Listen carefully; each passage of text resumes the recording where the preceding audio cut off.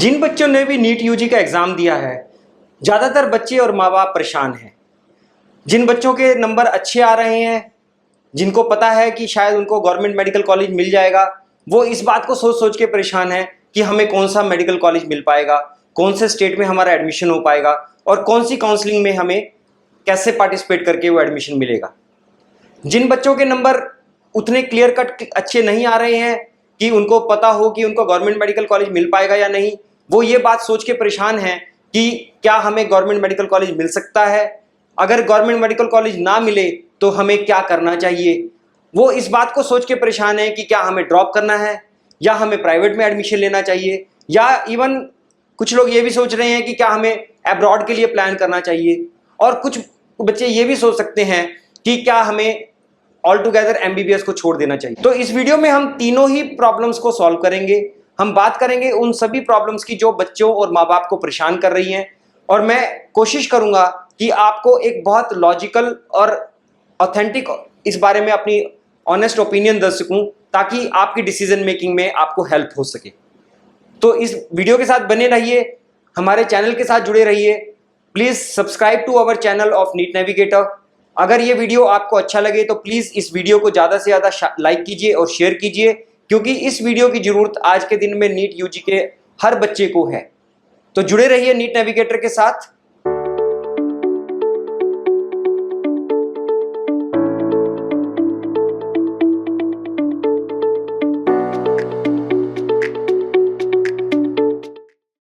Hi, my name is Rakesh Jain.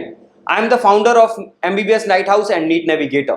Neat Navigator is India's first most advanced data analytics based medical admission counseling company.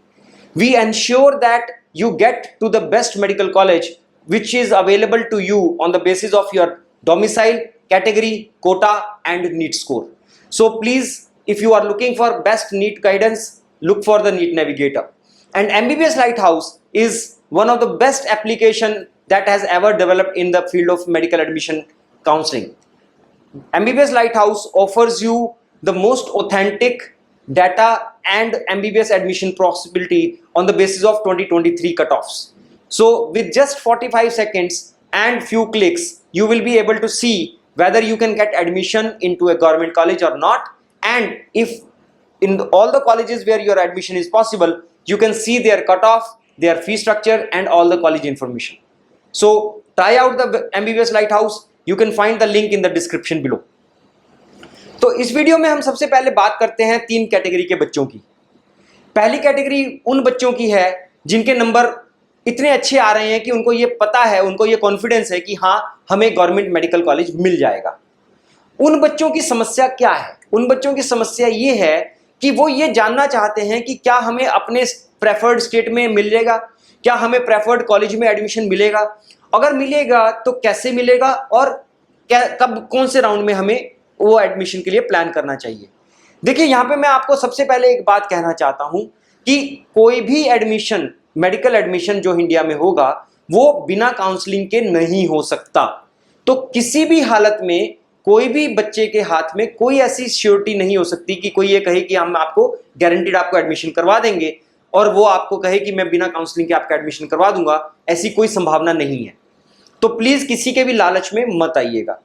दूसरी बात, जो counselling है उसमें आपका NEET का score सिर्फ रैंक कैलकुलेट होता है।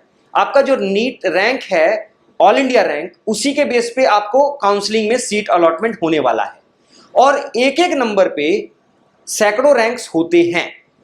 अगर हम एवरेज की भी बात करें तो 600 से 700 के बीच में भी एक एक नंबर पे 100 से लेके 1000 तक रैंक्स हो सकते हैं। अब एक नंबर पे उन 1000 रैंक्स में आपका रैंक क्या होगा ये किसी के लिए भी प्रिडिक्ट करना पॉसिबल नहीं है। और तीसरी बात, जो अभी आप नंबर कैलकुलेट कर रहे हैं, प्लीज अंडरस्टैंड, आप अभी क्वेश्चन पेपर में जो आपने टिक लगाया है सिर्फ उसके बेस पे चेक कर रहे हैं। एग्जैक्ट कैलकुलेशन आपने अभी जो करनी है वो जब आपकी ऑफिशियल आंसर की आएगी और जब आपका स्कैन्ड ओएमआर आएगा, वहां से आपको एक फेयर आइडिया लगेगा कि आपके कितने नंबर आ रहे हैं। और यहां एक चीज और भी समझना जरूरी है कि उस स्कैन्ड ओएमआर और आपकी आंसर की से भी कैसे आपको एग्जैक्ट नंबर कैलकुलेट करने हैं वो भी अपने आप में एक ट्रिकी क्वेश्चन है। उस क्वेश्चन को सॉल्व करने के लिए ऑलरेडी मैंने एक वीडियो बनाया है। वीडियो का लिंक हमारे इस डिस्क्रिप्शन में मिलेगा। आप उस लिंक पे जाके उस वीडियो को जरूर देखें ताकि वो आपको समझ आ सके कि ऑफिशियल आंसर की और स्कैन्ड ओएमआर से अपने नंबर एग्जैक्टली कैसे कैलकुलेट कर सकते हो। तीसरी बात, जो भी काउंसलिंग होनी है, जो आप हिस्टोरिकल डाटा देख रहे हैं, historical data generally last admission का होता है। और दूसरी बात, वो हिस्टोरिकल डाटा भी जो आप गूगल से निकाल रहे हैं या यूट्यूब पे देख रहे हैं, वो most of the time only MCC का डाटा होता है। जबकि किसी भी गवर्नमेंट मेडिकल कॉलेज में आपका दो तरीके से एडमिशन हो सकता है, एक एमसीसी के रूट से और एक स्टेट के रूट से। तो अल्टीमेटली आपको स्टेट की एलिजिबिलिटी और स्टेट की डोमिसाइल के हिसाब से आपको उसकी कट ऑफ भी पता होनी चाहिए।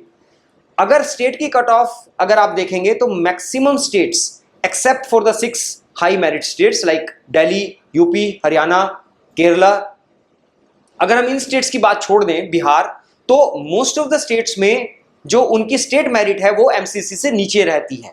तो please don't fall in trap कि अगर आपका एमसीसी में जो रैंक दिख रहा है तो वही रैंक फाइनल है, ऐसा नहीं है। स्टेट रैंक्स जनरली एमसीसी से नीचे भी होते हैं।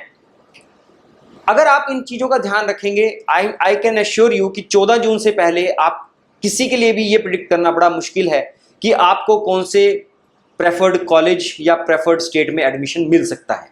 सो प्लीज हैव पेशेंस। इन बच्चों के जिनके क्लियर कट एक अच्छे नंबर आ रहे हैं, मैं यही रिकमेंड करूंगा कि प्लीज 14 जून तक अपने आप को शांत रखिए। कम से कम कोशिश कीजिए दिमाग को घुमाने की, स्पेकुलेट करने की कि कितने रैंक आएगा, कौन सा कॉलेज मिलेगा। कोई बहुत ज़्यादा फायदा नहीं होगा। अगर आप अपने नंबर के हिसाब से हिस्टोरिकल कट ऑफ देखना चाहते हैं कि इस नंबर पे किस किस कॉलेज में पिछले साल एडमिशन हुआ था, वो डाटा आपको एमबीबीएस लाइट हाउस में बड़ा ऑथेंटिक मिल जाएगा। उसको लिए आपको सिर्फ 45 सेकंड और एमबीबीएस लाइट हाउस पे जाना पड़ेगा बस। उसमें आपको पूरी रिपोर्ट मिल जाएगी कि कौन कौन से कॉलेजेस में पिछले साल आपके नंबर पे, आपकी कैटेगरी, आपके डोमिसाइल के हिसाब से आपको कौन कौन से कॉलेजेस में एडमिशन ऑफर हुआ था। अब हम बात करते हैं दूसरी कैटेगरी के उन बच्चों की जिनके बच्चे के नंबर ना तो क्लियर कट गवर्नमेंट के लिए अच्छे आ रहे हैं, ना ही क्लियर कट उनको ये है कि गवर्नमेंट में नहीं आएगा। वो हाँ और ना में झूल रहे हैं। इन बच्चों की मनोस्थिति को मैं बहुत अच्छे से समझ सकता हूँ। इनकी मेंटल स्टेट सीरियसली बहुत डिस्टर्ब होगी। मैं इस बात को इसलिए समझ सकता हूँ क्योंकि ये एक बहुत बड़ा एम्बिग्विटी है। उनको ये नहीं समझ आ रहा है कि वो क्या करें। और इसका एक और भी कारण है कि उनके चारों तरफ 3 तरह के लोग अलग अलग बात कर रहे हैं। एक लोग बोल रहे हैं कि आप ड्रॉप कीजिए, कोचिंग में दोबारा से एडमिशन लीजिए और अगले साल रीअटेम्प्ट कीजिए। वो कंफ्यूज हैं कि क्या हमें अभी एडमिशन ले लेना चाहिए, क्या हमें ड्रॉप का डिसीजन अभी ले लेना चाहिए। दूसरे लोग वो हैं जो उनको कह रहे हैं कि नहीं, आप ड्रॉप मत कीजिए, आप प्राइवेट में एडमिशन लीजिए, but they are not very sure कि क्या प्राइवेट में एडमिशन लेना सही रहेगा या नहीं। क्यों? क्योंकि तीसरी कैटेगरी के लोग एक और भी हैं जो उनको ये एक सबज-बाग दिखा रहे हैं कि अगर आप इंडिया में एजुकेशन अफोर्ड नहीं कर सकते तो प्लीज आप बाहर आइए, इंडिया से बाहर के कंट्रीज में जाइए और वहां पे हम आपको एक लाइफस्टाइल देंगे, एक बहुत सस्ते में आपको एमबीबीएस देंगे। मैं यहाँ पे इन सभी जो आपके चारों तरफ के जो इन्फ्लुएंसेस हैं उनके बारे में बहुत ऑब्जेक्टिव और बहुत ऑनेस्ट ओपिनियन देने वाला हूँ। सबसे पहली बात, अगर आपके नंबर उतने क्लियर कट नहीं आ रहे हैं कि आपको गवर्नमेंट में एडमिशन मिल सके, तो अब सबसे पहला हमारा जो एक लॉजिकल एक्सप्लेनेशन बनता है कि क्या हमें प्राइवेट में एडमिशन लेने के लिए हमारी फाइनेंशियल कैपेसिटी है या नहीं। अगर आपकी फाइनेंशियल कैपेसिटी है और अगर आप प्राइवेट मेडिकल एजुकेशन को अफोर्ड कर सकते हैं, please go for the admission. यहां पे मैं आपकी मेंटल स्टेट में एक चीज को और एडिशनल बताना चाहूंगा कि आपको बहुत सारे लोग हो सकता है इस बात को लेके इंटिमिडेट करते हो कि प्राइवेट में तो डिग्रियां खरीदी जाती हैं, सिर्फ एमबीबीएस की डिग्री खरीदने के लिए आपको पैसे देने पड़ते हैं। प्लीज ऐसा अब कुछ नहीं है। 2020 में एमसीआई को रिप्लेस करके नेशनल मेडिकल कमीशन बनाया गया। 2020 से पहले यस, हमारे देश में बहुत कुछ ऐसा होता था जो नहीं होना चाहिए था।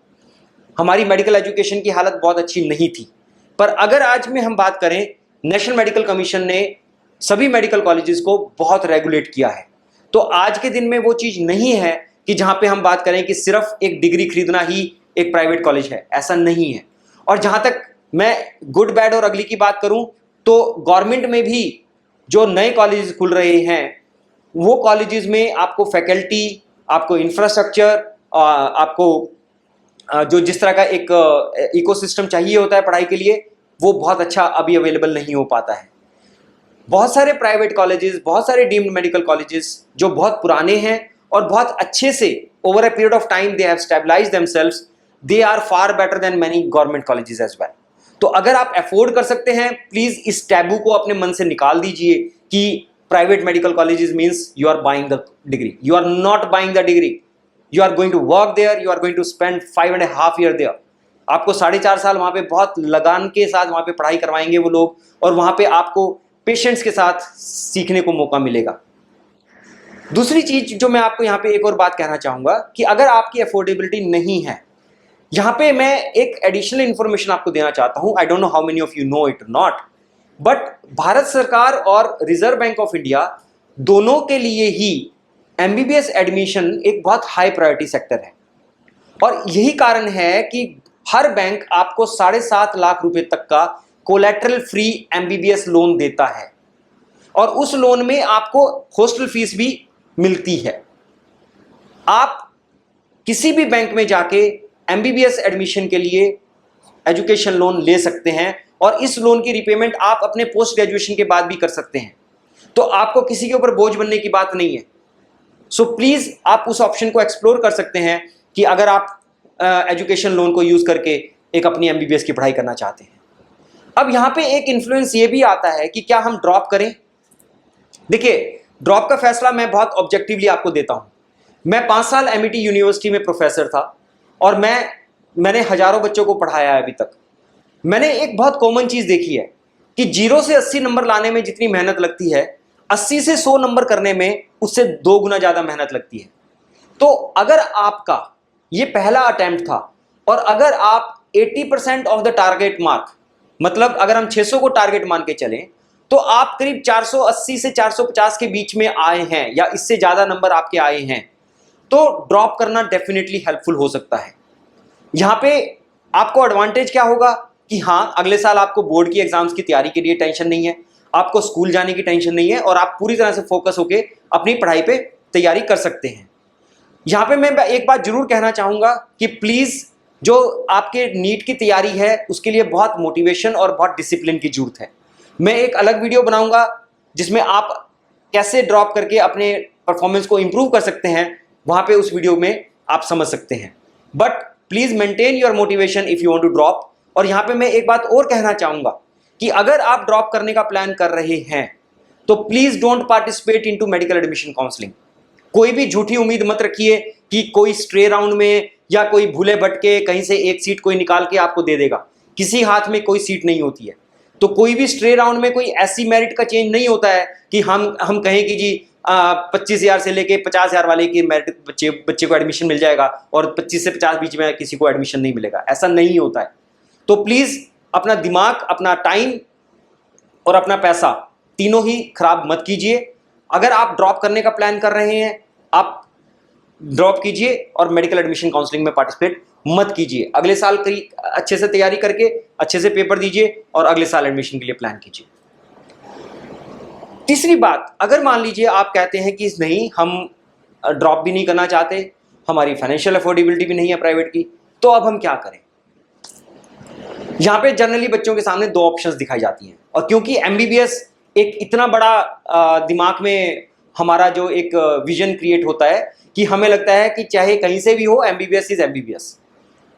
अनफॉर्चुनेटली पिछले 2 साल में मैं जो देख रहा हूं, बहुत सारे लोग जो खुद बाहर से पढ़ के एमबीबीएस आए और जो यहाँ पे एफएमजी क्लियर नहीं कर पाए, वो मेडिकल एडमिशंस के बिजनेस में आ गए।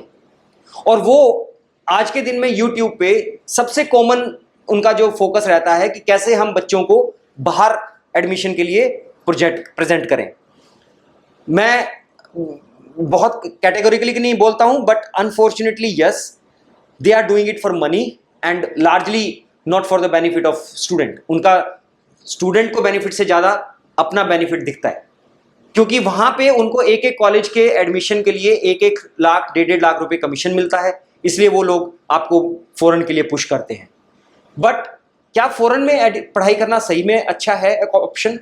मैं यहाँ पे एक बात कहना चाहूँगा कि प्लीज़ ना मेरी सुनिए ना किसी और की सुनिए। आप नेशनल मेडिकल कमीशन की वेबसाइट पे जाइए, वहाँ पे आप देखिए कि क्या वहाँ पे रेगुलेशंस में चेंज हुआ है। एफएमजी रेगुलेशंस 2021 के बाद बहुत कुछ ऐसा चेंज हुआ है जो आज के दिन में कहीं भी बाहर से एजुकेशन स्पेशली करना बहुत अच्छा डिसीजन नहीं बनाता है। मैं ये नहीं कह रहा हूँ कि कौन से कॉलेज की बात है, कौन से कंट्री की बात है। हर कॉलेज हर कंट्री के लिए अगर जो एफएमजी रेगुलेशंस हैं उनको अगर आप पढ़ेंगे तो आपको समझ आएगा कि शायद बाहर से मेडिकल करना बहुत अच्छी ऑप्शन नहीं है। बहुत सारे लोग आपको ये भी कह रहे होंगे कि बाहर से एडमिशन लेने में और इंडिया में एडमिशन लेने में अब कोई फर्क नहीं रहा क्योंकि नेक्स्ट आ जाएगा। यहाँ पे मैं दो चीज कहना चाहूंगा। नेक्स्ट अभी कब आएगा, क्या उसका स्ट्रक्चर होगा, इसके बारे में कोई क्लैरिटी नहीं है। इवन नेशनल मेडिकल कमीशन की वेबसाइट पे भी जब आप जाके देखेंगे आपको खुद दिखेगा कि नेक्स्ट के बारे में अभी कोई रेगुलेशंस नहीं आए हैं क्लियर कट। तो जब वो रेगुलेशंस आएंगे, जब वो रेगुलेशन नोटिफाई होंगे, तभी उसके बारे में कोई कॉन्क्रीट डिसीजन बनेगा।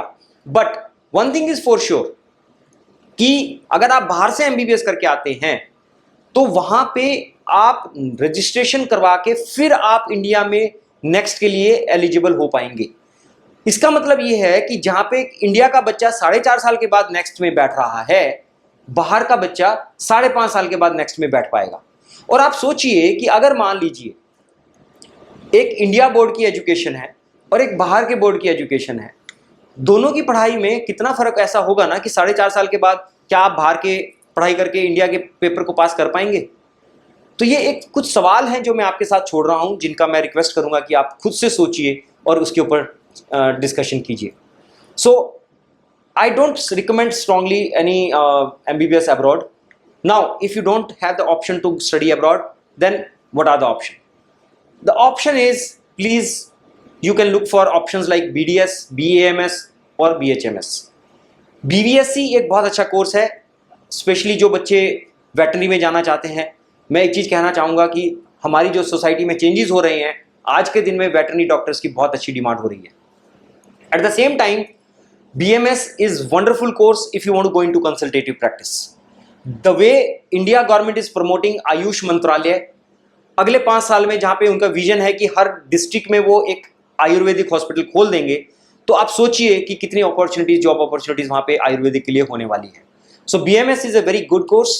और BDS एक अच्छा कोर्स इस तरह से बन जाता है कि जो हमारा आज के दिन में लाइफस्टाइल हो चुका है, वहाँ पे 4-4, 5-5 साल के बच्चे को RCT हो रही है।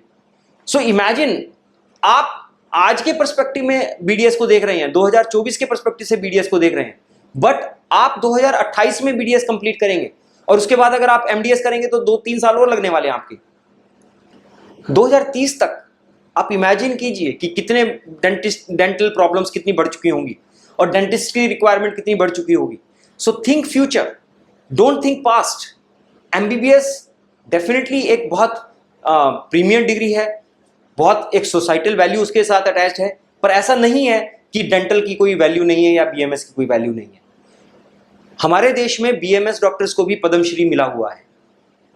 तो आप एक बहुत इन्फॉर्म्ड डिसीजन लीजिए और आप उन कोर्सेज को भी प्लान कर सकते हैं।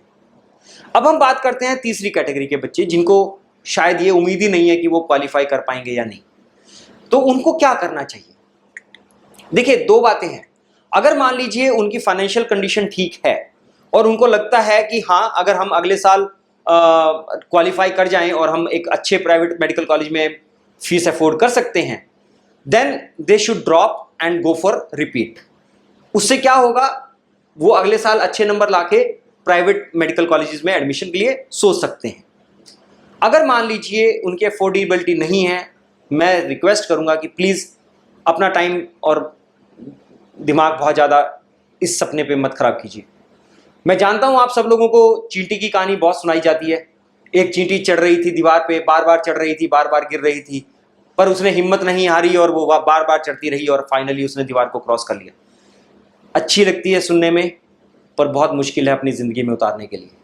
और इसीलिए शायद हमारे ज़माने में एक hungry fox and the grapes की स्टोरी भी होती थी। आप गूगल सर्च करके पढ़िएगा उस कहानी के बारे में, और उस कहानी का भी मोरल जो था वो भी हमारी ज़िंदगी के लिए बहुत रेलिवेंट है। तो अगर फाइनेंशियल अफोर्डेबिलिटी नहीं है और आप इस साल भी क्वालिफाई नहीं कर पाए हैं, please leave the dream of medical admission, go for paramedical courses. उसके लिए आपको कोई नीट की एलिजिबिलिटी नहीं चाहिए। आप बी फार्मा जा सकते हैं, बायोटेक जा सकते हैं, बायोमेडिकल जा सकते हैं, ऑक्यूपेशनल थेरेपी जा सकते हैं, फिजियोथेरेपी जा सकते हैं, बहुत कोर्सेज हैं और वो सब के सब बहुत रिस्पेक्टेड और बहुत अच्छे करियर प्रोफेशंस हैं। सो प्लीज़ आप अगर इस तरह की ऑप्शंस को चूज करना चाहते हैं, आप अपना एडमिशन प्लान कीजिए and take the next flight to your career. तो अगर आपको ये वीडियो अच्छा लगा, अगर आपको इस वीडियो को सुन के आपकी मन की प्रॉब्लम्स को सॉल्व करने में कुछ हेल्प मिली, तो प्लीज़ यकीन कीजिए कि यही प्रॉब्लम्स आपके दोस्त के साथ भी हो रही हैं। तो इस वीडियो को उसको फॉरवर्ड कीजिए, अपने दोस्तों के साथ शेयर कीजिए, ताकि वो भी इस प्रॉब्लम से बाहर आ सकें। और अगर आपको ये वीडियो अच्छा लगा, इस वीडियो को लाइक कीजिए, हमारे चैनल को सब्सक्राइब कीजिए, और किसी भी मेडिकल एडमिशन काउंसलिंग की ज़रूरत के लिए आप नीट नेविगेटर को कॉन्टैक्ट कीजिए। Thank you, wish you all the best.